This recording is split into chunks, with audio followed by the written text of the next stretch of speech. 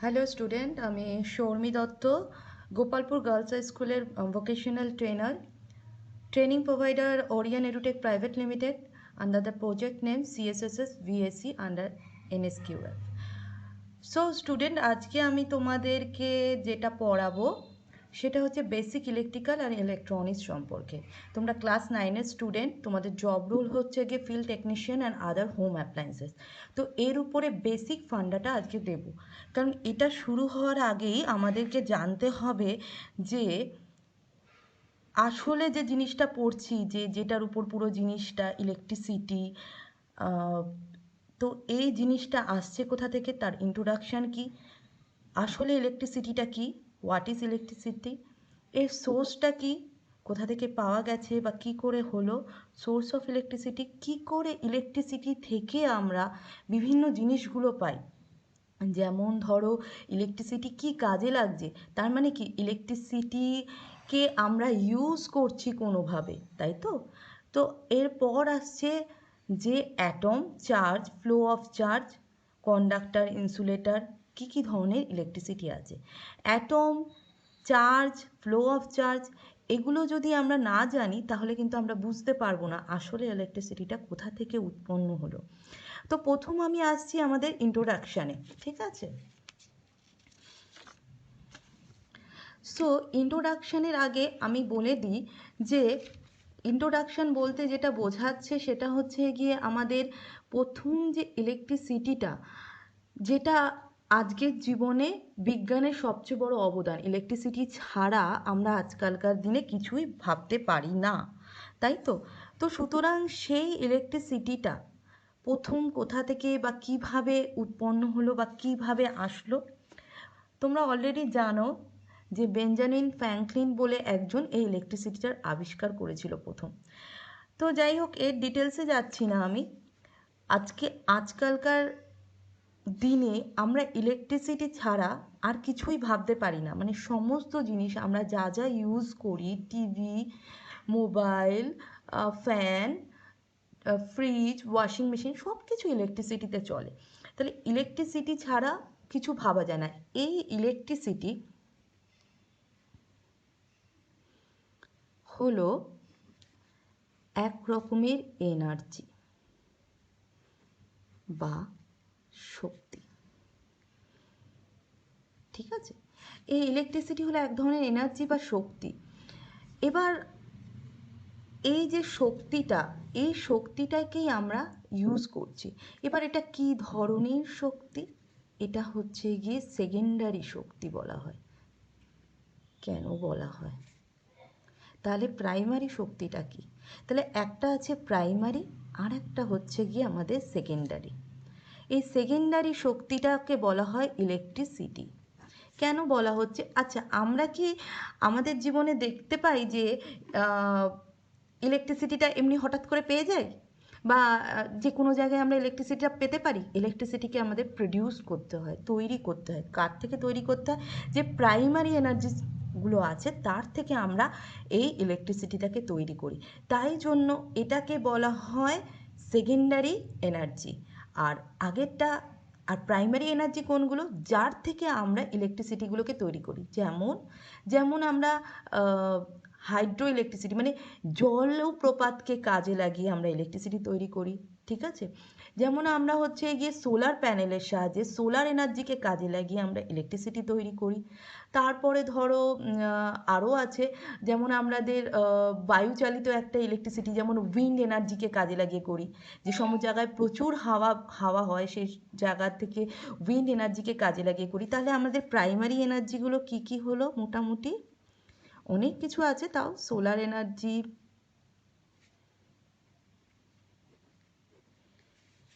সৌরশক্তি,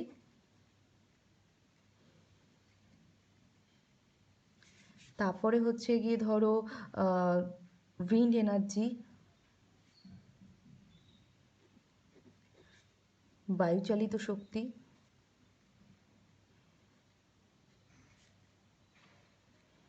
তারপরে hydro hydro energy, যেটা জল শক্তি। তাছাড়া আজকালকার দিনে বা এগুলোকে ন্যাচারাল রিসোর্সেসও বলে, যার কোনো শেষ নেই, ঠিক আছে। এই এনার্জিগুলো থেকে আমি কাজে লাগিয়ে কিন্তু কোনো না কোনোভাবে আমরা কি তৈরি করতে পারি, ইলেকট্রিসিটিটাকে তৈরি করতে পারি, ঠিক আছে। এইবার আরেকটা কথা, আরও অনেক কিছু রিসোর্সেস আছে এখন নতুন নতুন যেগুলো হচ্ছে। তারপরে নিউক্লিয়ার প্ল্যান্ট থেকে আমরা করতে পারি, তারপরে বায়োগ্যাস দিয়ে কিছু তৈরি হয় ইলেকট্রিসিটি, ঠিক আছে। সমস্ত রকমভাবে এরকম প্রচুর। তাহলে আমাদের প্রথম ইলেকট্রিসিটি আসছে হচ্ছে এক ধরনের এনার্জি বা শক্তি, ঠিক আছে, প্রথম আমরা যেটা জানি। হ্যাঁ, পরবর্তীকালে আমি এটাকে আরও ডিটেলসে নিয়ে যাব যে ইলেকট্রিসিটি আসলে কি, যখন আমি অ্যাটমের পোর্শনটা দিয়ে যাব। কিন্তু এখন আমাদের প্রথম ধাপে আমরা যেটা জানলাম, ইলেকট্রিসিটি একটা শক্তি, যে শক্তিটা কি না নিজে থেকে তৈরি হচ্ছে না, নিজে থেকে আমরা পাচ্ছি না। সূর্যের আলো যেমন আমরা ন্যাচারালি পাই, সেরকম কিন্তু পাচ্ছি না, তাকে কি করতে হয়, আমাদেরকে তৈরি করতে হয়। সেটা কি, তাই জন্য সেটা কি বলা হয়, সেকেন্ডারি শক্তি, ঠিক আছে। আচ্ছা, তাহলে ইলেকট্রিসিটি হলো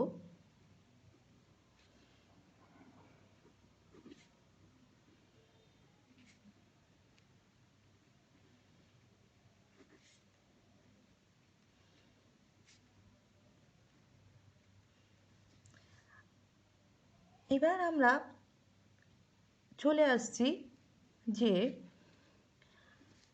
হোয়াট ইজ ইলেকট্রিসিটি, মানে এক্স্যাক্টলি ইলেকট্রিসিটি মানে কি, ঠিক আছে। তার আগে আমরা একটু জেনে নেব আমাদের অ্যাটমের মধ্যে কি কি আছে। তাহলে আমরা একটা অ্যাটম বা পরমাণুকে আঁকছি। এই হচ্ছে আমাদের পরমাণু, যার মধ্যেখানে কি থাকে, পজিটিভ চার্জ, মানে প্রোটন।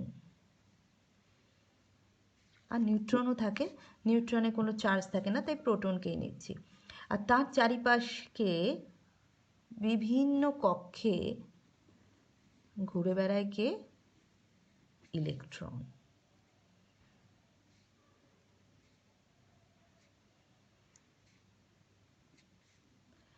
এবার তুমি দেখো, এটা এটা খুব নর্মাল জিনিস যে এই যে পজিটিভ চার্জটা মাঝখানে আছে, তার সবচেয়ে বেশি আকর্ষণ ক্ষমতা কিন্তু তার কাছের কক্ষের যে ইলেকট্রনগুলো আছে তার উপর।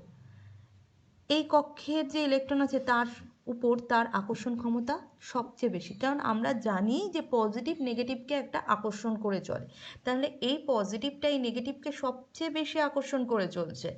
এরপর এর আকর্ষণ ক্ষমতা এর উপরে আরেকটু কমছে, আর সবচেয়ে যে বহিস্থ কক্ষে যে ইলেকট্রনগুলো আছে তার উপর কিন্তু সবচেয়ে কম আকর্ষণ ক্ষমতা থাকে, কার না, পজিটিভ চার্জে, তাই তো। তাহলে আমরা একটা পরমাণুকে যদি দেখি, পরমাণু হচ্ছে গিয়ে যে কোনো মৌলের অতি ক্ষুদ্রতম কণা।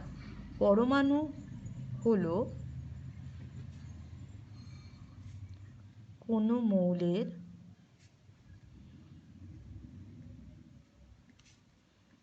অতি ক্ষুদ্রতম কণা। আগে বলা হতো যে পরমাণু অবিভক্ত, মানে একে ভাঙা যায় না, কিন্তু পরবর্তীকালে জানা গেছে যে পরমাণুকেও ভাঙা যায়, আর সেটি তৈরি হয় প্রোটন, নিউট্রন আর ইলেকট্রন নিয়ে। তাহলে পরমাণু কি কি দিয়ে তৈরি, প্রোটন, নিউট্রন আর ইলেকট্রন দিয়ে।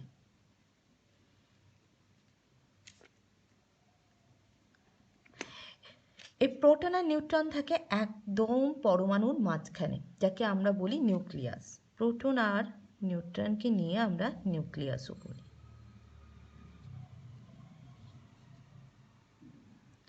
আর তার চারিপাশে ঘুরে বেড়াচ্ছে কে, ইলেকট্রন, বিভিন্ন কক্ষপথে।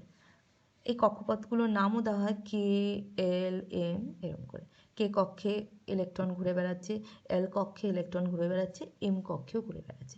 তো আমি যেটা বললাম, পজিটিভের সঙ্গে নেগেটিভের একটা নর্মাল আকর্ষণ থাকে, আমরা জানি।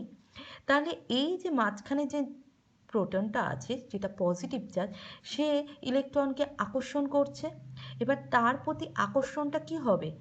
এই যে সবার কে কক্ষের যে ইলেকট্রন আছে তার প্রতি আকর্ষণ খুব বেশি হবে, কারণ সে তার সবচেয়ে কাছে আছে, তার উপর তার প্রভাব অনেক বেশি। এবার যত দূরে যেতে যাচ্ছে তার উপর প্রভাব কমছে।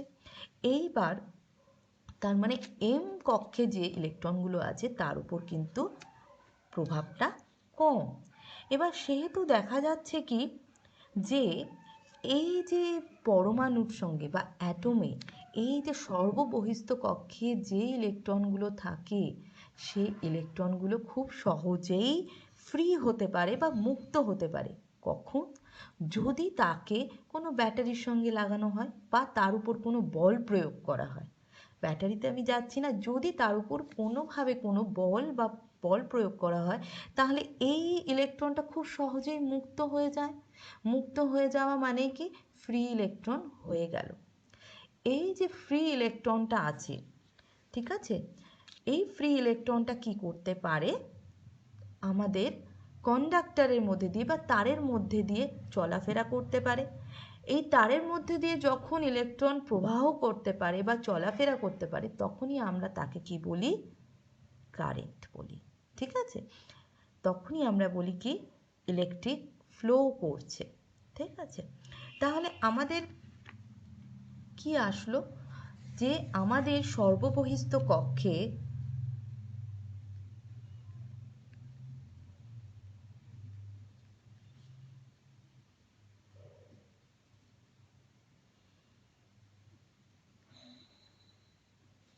কক্ষে যে ইলেকট্রনগুলি থাকে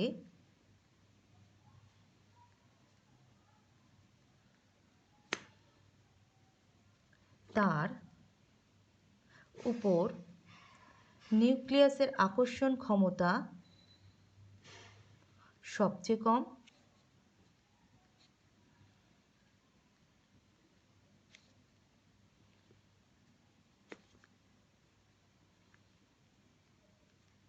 তাই যে কোনো বল প্রযুক্ত হলে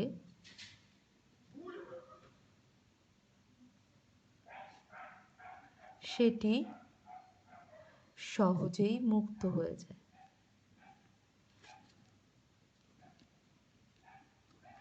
আর এই মুক্ত ইলেকট্রন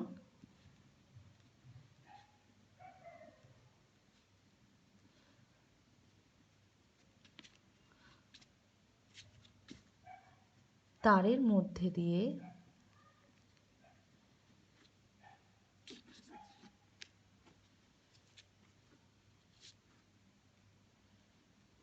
এক প্রান্ত থেকে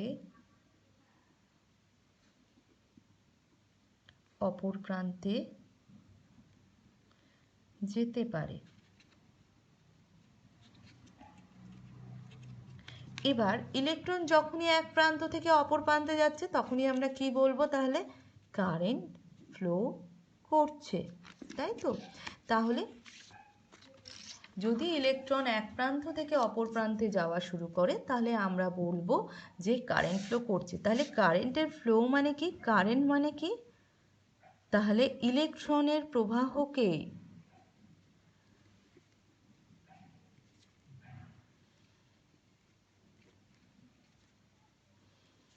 কারেন্টের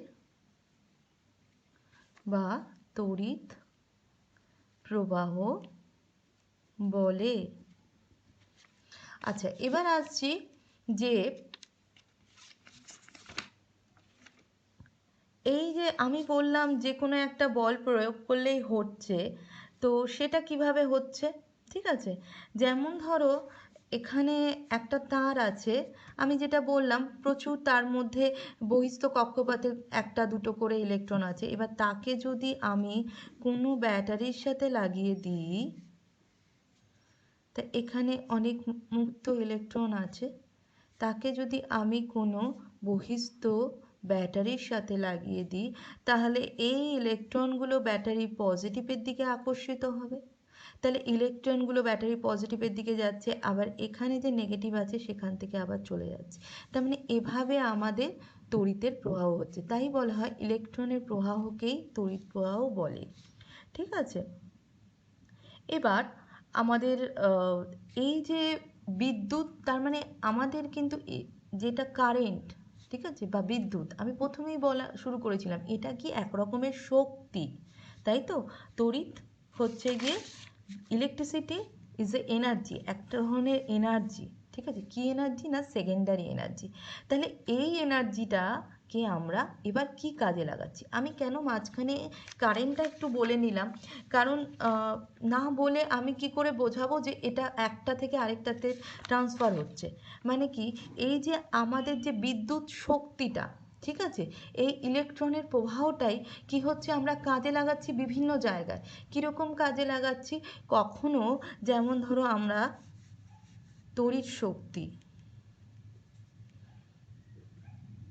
এই তড়িৎ শক্তি কিভাবে পরিবর্তিত হচ্ছে যখন একটা বাল্বের মধ্যে দিয়ে যাচ্ছে,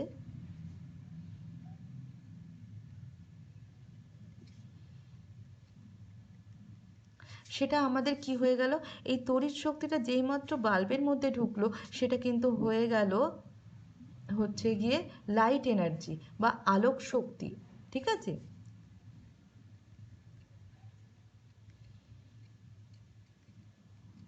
আবার এই তড়িৎ শক্তিটা যখন একটা হচ্ছে গিয়ে তুমি হিটারের মধ্যে পাঠাচ্ছ, ঠিক আছে, হিটারের মধ্যে দিয়ে পাঠাচ্ছ, মানে কিছু গরম করো, ইস্ত্রি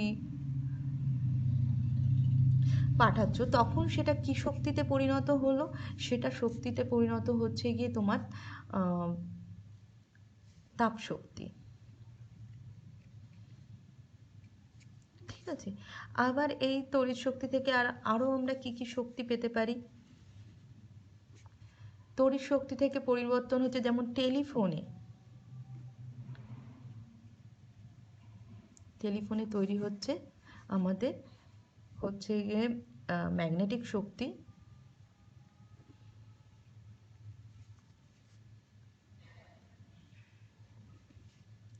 ঠিক আছে, বা চৌম্বক শক্তি।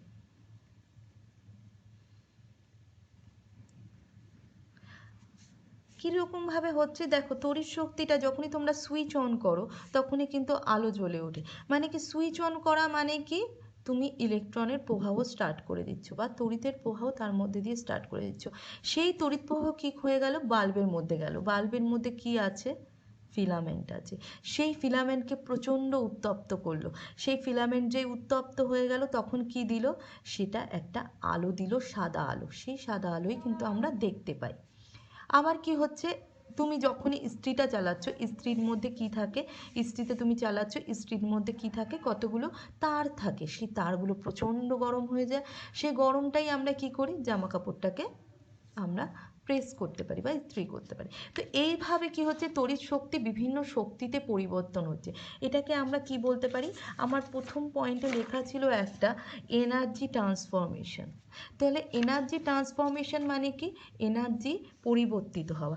এইভাবে তড়িৎ শক্তি বিভিন্ন শক্তিতে পরিবর্তিত হচ্ছে। আমি এখানে আরও একটা ছবি এঁকেছিলাম, ঠিক আছে। এখানে ছবি এঁকেছিলাম যে কেমিক্যাল এনার্জি থেকে দেখো, গাড়ির ব্যাটারি বিভিন্ন জায়গা, গাড়ির ব্যাটারির মধ্যে যাচ্ছে বা গাড়ির মধ্যে যাচ্ছে যেসব যন্ত্রাংশ আছে, সেখানে কি হচ্ছে, কেমিক্যাল এনার্জিটা ইলেকট্রিক্যাল এনার্জিতে হচ্ছে। আবার তার সাহায্যে কি হচ্ছে, গাড়ি চলা শুরু করছে। এবার গাড়ি চলছে, চলছে মানে কি, সেটা কি এনার্জি? হচ্ছে কাইনেটিক এনার্জি, ঠিক আছে। আবার ধরো কেমিক্যাল এনার্জি দিয়ে তুমি বিভিন্ন হচ্ছে গিয়ে পাওয়ার স্টেশনে যাচ্ছে, সেখান থেকে তুমি হচ্ছে গিয়ে ব্যাটারির সাহায্যে বিভিন্ন পাওয়ার স্টেশনে সেখানে গেল, সেখানে আবার কি তৈরি হলো? তড়িৎ তৈরি হলো। সেই তড়িতের সাহায্যে কি হচ্ছে, লাইট জ্বলছে, টিভি চলছে। আবার ধরো সেখান থেকে আবার রকেট চলে, ঠিক আছে, রকেট চলা মানে মেকানিক্যাল। এবার ধর এভাবে বিভিন্ন শক্তিগুলোর পরিবর্তন হচ্ছে। তাহলে আমরা এতক্ষণ আসলাম হচ্ছে গিয়ে কি, এনার্জি ট্রান্সফরমেশন কি করে হলো। আর সোর্সেস অফ এনার্জিটা আমি প্রথমেই একটুখানি বলে দিয়েছিলাম যে কি করে সোর্স পাওয়া যায়। যেমন হচ্ছে গিয়ে আমি বলেছিলাম এটা প্রাইমারি এনার্জিগুলো থেকে আমরা হচ্ছে গিয়ে ইলেকট্রিসিটিটা তৈরি করি। আচ্ছা, তাহলে আপাতত আমরা কি কি পড়লাম? প্রথম জিনিসটা যেটা পড়লাম সেটা হচ্ছে গিয়ে ইলেকট্রিসিটি একটা শক্তি, কী ধরনের শক্তি? সেকেন্ডারি শক্তি। প্রাইমারি শক্তি হচ্ছে solar energy, wind energy, hydro energy, এইগুলো থেকে আমরা তৈরি করি। কী করে তৈরি করি? সোলার এনার্জি, যেমন সোলার প্যানেলকে আমরা সৌরশক্তিটাকে ধরি। সোলার প্যানেল থাকে কতগুলো, হয়তো দেখেছো তোমরা রাস্তাঘাটে এরকম সোলার প্যানেল বসানো থাকে, সেখানে সৌরশক্তিটাকে ধরা হয়, পরে সেটাকে ওই সোলার প্যানেলের সাহায্যে তড়িৎ শক্তি তৈরি করি। বায়ুচালিত শক্তি, যে সমস্ত জায়গায় পুরো ফাঁকা থাকে সেখানে প্রচণ্ড জোরে বায়ু গেলে উইন্ড মিল বলে থাকে, সেগুলো খুব জোরে চলে, তার সাহায্যে জেনারেটর চালিয়ে আবার তড়িৎ শক্তি তৈরি করি। হাইড্রো ইলেকট্রিসিটি তোমরা ভীষণ দেখেছো, অনেক জায়গায় দেখেছো প্রচণ্ড জোরে জলের বাঁধটাকে খুলে দেওয়া হয়, জল তখন প্রচণ্ড জোরে ঘুরে আসে, ডায়নামোকে ঘোরায়, তারপরে জেনারেটরের সাহায্যে তৈরি শক্তি। এবার আমরা পড়েছিলাম অ্যাটম। অ্যাটমে কি কি থাকে? 3 ধরনের জিনিস থাকে, সরি, ইলেকট্রন, প্রোটন আর হচ্ছে গিয়ে নিউট্রন।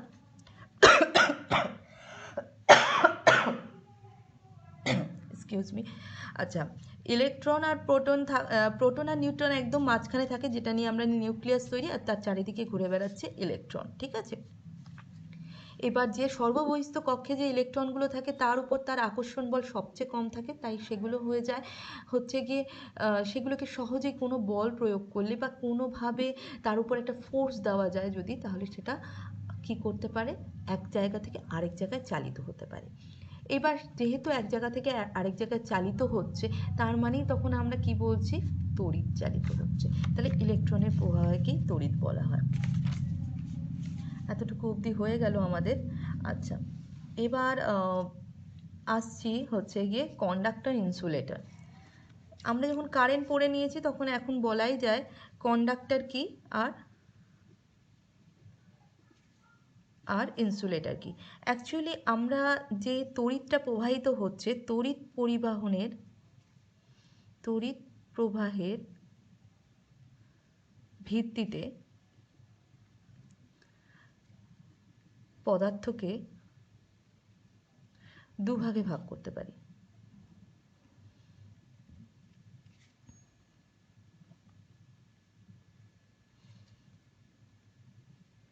এক নম্বর কন্ডাক্টর বা পরিবাহী।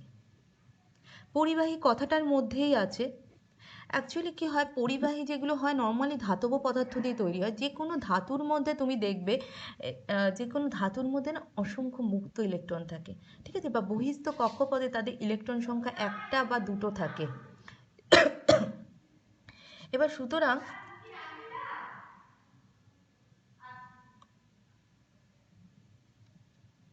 একটা বা দুটো হচ্ছে গিয়ে সবচেয়ে বহিস্থ কক্ষপথে একটা বা দুটো ইলেকট্রন থাকে, বা হচ্ছে গিয়ে কী হয়,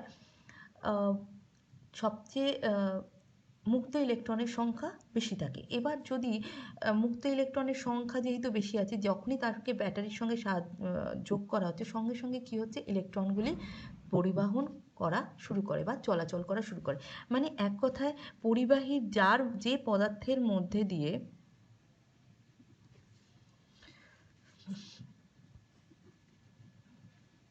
সহজেই ইলেকট্রন চলাচল করতে পারে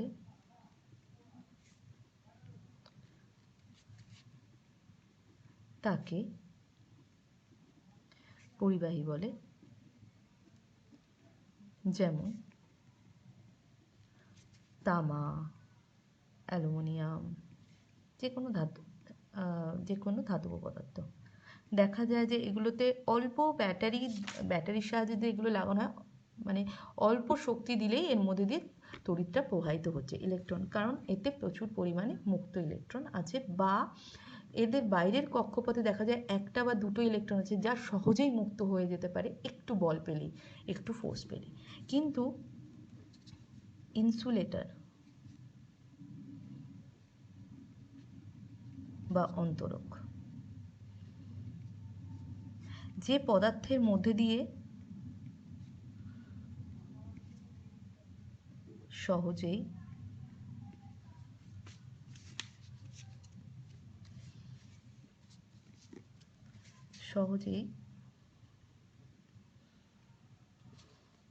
ইলেকট্রন প্রবাহিত হতে পারে না।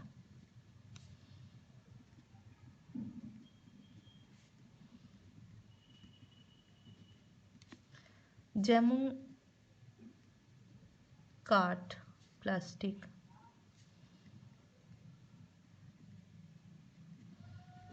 প্রভৃতি। কাঠ বা প্লাস্টিককে দেখা যায় তুমি যতই তার সঙ্গে ব্যাটারি লাগাও না কেন, ব্যাটারি ভোল্টেজ যতই বেশি দাও না কেন, তাতে কিন্তু যায় না। কারণ ওর যে বাইরের কক্ষে যে ইলেকট্রন, মুক্ত ইলেকট্রন বা ওর বাইরের কক্ষে যে ইলেকট্রনগুলো আছে সেগুলো সহজে প্রোটনের আকর্ষণ ক্ষমতা থেকে বেরোতে পারে না। যতক্ষণ না প্রোটনের আকর্ষণ ক্ষমতা থেকে কোনো ইলেকট্রন বেরোতে না পারছে ততক্ষণ তো সে হবে না। কারণ আমি এখানে দেখালাম প্রথমেই যে একটা তারের মধ্যে দিয়ে অ্যালুমিনিয়াম তার ধরো, কিছু ধরো, তো অ্যালুমিনিয়াম তারের অ্যাটমের সর্ববহিস্থ কক্ষে ধরো যে ইলেকট্রনটা আছে, তিনটে থাকে, আচ্ছা, তাদের আকর্ষণ কিন্তু এই পজিটিভ চার্জের কিন্তু তাদের উপর আকর্ষণ বল একটু কম হয়। আর সেহেতু এরা সহজেই মুক্ত হতে পারে। যখনই এই ব্যাটারির পজিটিভ চার্জ দিচ্ছি সেক্ষেত্রে এই পজিটিভ চার্জের থেকে অনেক বেশি ওদেরকে আকর্ষণ করছে। এদের ভেতরে যে পজিটিভ চার্জটা আছে, অ্যালুমিনিয়ামের মধ্যে যে পজিটিভ চার্জ আছে, প্রোটনের যে পজিটিভ চার্জটা আছে, তার যে শক্তিতে এদেরকে ধরে রাখবে তার থেকে অনেক বেশি বল প্রয়োগ করে এদেরকে নিজের দিকে টেনে আনছে। কিন্তু কাঠ বা অ্যালুমিনিয়ামের ক্ষেত্রে কিন্তু সেটা হয় না। ঠিক আছে, এবার আমরা এতক্ষণ ধরে ইলেকট্রিসিটি পড়লাম। ইলেকট্রিসিটি, এবার আমরা একটু জানি যে টাইপস অফ ইলেকট্রিসিটি কী হয়। এটা তো আমি বললাম যে পরিবহনের ক্ষমতার উপর নির্ভর করে আমরা হচ্ছে গিয়ে পদার্থকে দুভাগে ভাগ করতে পারি, কিন্তু আমাদের ইলেকট্রিসিটি কয় রকমের হয়।